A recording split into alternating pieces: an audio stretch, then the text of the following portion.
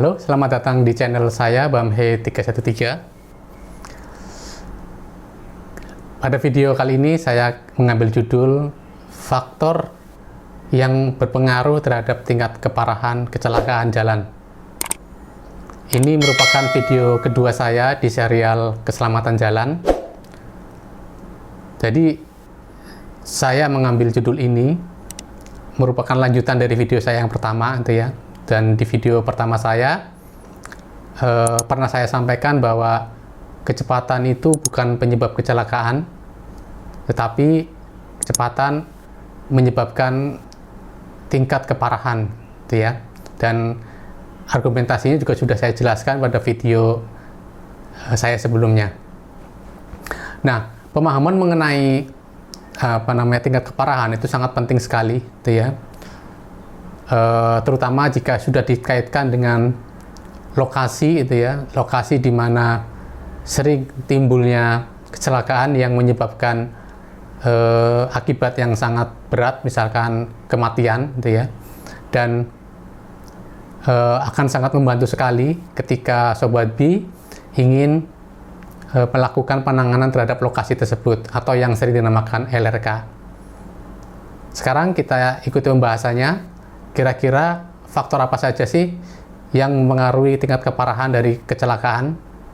Ikuti pembahasannya pada program Binkes, bicara tentang keselamatan.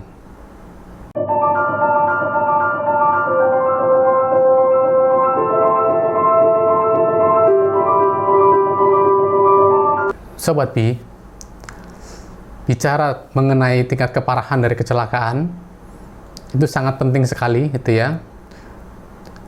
Terutama jika Sobat B ingin melakukan penanganan terhadap lokasi rawan kecelakaan.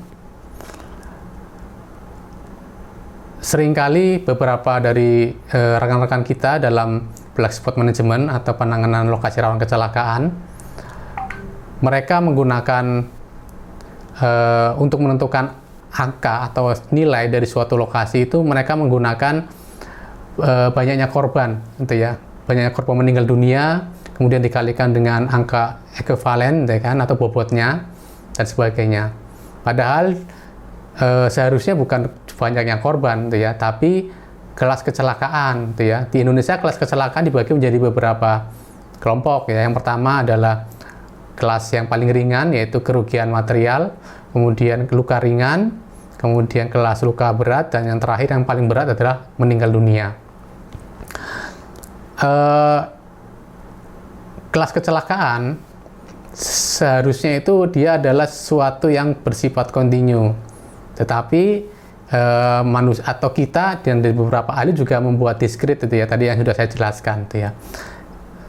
Nah, kan kita tahu bahwa misalkan nih kerugian material kan juga ada beberapa tingkatan, tetapi di dalam pengelompokannya dia jadi satu, gitu ya. Luka ringan, luka berat, meninggal dunia juga seperti itu. Nah, sekarang kita harus memahami kenapa tingkat keparahan itu bisa ada tingkatan seperti yang tadi saya sebutkan, gitu ya. Nah, saya akan mulai dari adanya aktivitas. Tentu manusia untuk berpindah dari suatu lokasi ke lokasi lain itu dia membutuhkan suatu transportasi, gitu ya, atau yang kita namakan dengan transportasi, itu ya, seperti itu. Nah, dalam proses transportasi, gitu ya, mereka menggunakan alat, gitu ya, baik alat yang paling sederhana yaitu jalan kaki, gitu ya, kemudian dengan sepeda atau dengan sepeda motor atau dengan lainnya, gitu ya. Nah, ketika mereka beraktivitas atau melakukan proses transportasi, maka mereka menghasilkan suatu exposure, gitu ya. Nah, tentu Sobat B tahu kata-kata exposure ini atau paparan, itu ya. Nah, kalau misalkan dalam proses atau dunia fotografi, itu ya, exposure itu menunjukkan seberapa besar sih cahaya yang diterima oleh lensa, kan gitu. Nah, ini juga sama, itu ya, menentukan seberapa besar sih tingkat paparan, gitu ya, atau tingkat pancaran dari suatu sistem transportasi. Nah, terus tentu Sobat B akan bertanya, sebenarnya apa sih yang dipaparkan di dalam sistem transportasi? Sebenarnya yang dipaparkan adalah energi kinetik, gitu ya. Nah, di sini kita agak masuk sedikit ke ilmu fisika ya. Energi kinetik, jadi semua benda yang bergerak itu dia mempunyai energi kinetik. Dan Sobat Bi tahu apa itu rumus dari energi kinetik, yaitu setengah mv kuadrat. Seperti ini. Jadi kalau kita lihat persamaannya, bahwa besar kecilnya energi kinetik itu sangat tergantung pada dua hal. Yang pertama adalah masanya atau m-nya, atau berat kendaraannya. Jadi di sini semakin berat benda yang bergerak itu ya, maka makin besar juga energi kinetiknya. Dan yang kedua adalah kecepatan, itu ya. Makin besar kecepatannya, maka dia menghasilkan energi sebesar kuadratnya dari kecepatan itu. Nah, kita tahu bahwa energi itu besaran skalar, gitu ya. Sehingga semua penghasil energi kinetik dalam suatu titik atau suatu lokasi itu tidak bisa direduksi, gitu ya. Tapi jumlahnya dia akan menambah, seperti itu. Namun perlu diketahui bahwa gaya itu adalah energi adalah besaran vektor, sehingga arah dari suatu gerakan sangat penting sekali. Nah, itulah makanya di dalam suatu sistem, gitu ya, transportasi itu sebaiknya kita memahami istilah homogeneity, gitu ya, atau keseragaman. Nanti dalam video yang akan datang, saya akan menjelaskan terkait dengan homogeneity, yaitu salah satu prinsip dari safe system approach, itu ya. Dan kebetulan saya mendapat buku itu ya dari Profesor Wedagama, gitu ya. Beliau adalah dosen dari Universitas Udayana Bali, dan ini menunjukkan penelitian beliau. Dan yang buat saya menarik adalah lalu lintas heterogen, itu ya. Jadi nanti saya sudah baca beberapa bagian, tapi saya belum tuntas, dan nanti akan saya jelaskan juga ketika saya menjelaskan mengenai prinsip homogeneity. Baik, saya lanjutkan. Jadi di sini tadi saya jelaskan bahwa manusia dalam bertransportasi dia menggunakan alat, gitu ya. Nah, setiap alat yang digunakan oleh manusia tersebut dia memancarkan suatu energi kinetik. Tadi ya, besar kecilnya tadi dipengaruhi oleh m dan v atau massa dan kecepatannya. Nah, kalau kita kelompokkan ya berdasarkan dari alat transportasi, yang paling sederhana itu adalah jalan kaki, gitu ya. Nah, kalau kita lihat bahwa pejalan kaki itu dia memancarkan exposure yang paling kecil di antara alat-alat yang lain. Ada sepeda motor dan mobil. Itu ya. Berarti kalau di sini kita lihat bahwa alat transportasi yang memancarkan atau yang memaparkan, ya kan, energi kinetik paling besar itu adalah kendaraan yang makin berat juga, gitu ya. Tetapi tentu akan dikombinasikan juga dengan kecepatan dari mereka masing-masing. Nah, jadi di sini kalau kita lihat sumbernya adalah alat transportasi, yang dipaparkan adalah energi kinetik. Nah, pada video sebelumnya saya juga sudah menjelaskan bahwa aktivitas transportasi juga menimbulkan resiko, gitu ya, resiko kecelakaan. Resiko kecelakaan itu timbul akibat adanya suatu delta, itu ya, atau ada suatu selisih antara batas aman dengan nilai dari perilaku manusia itu sendiri dalam berkendara.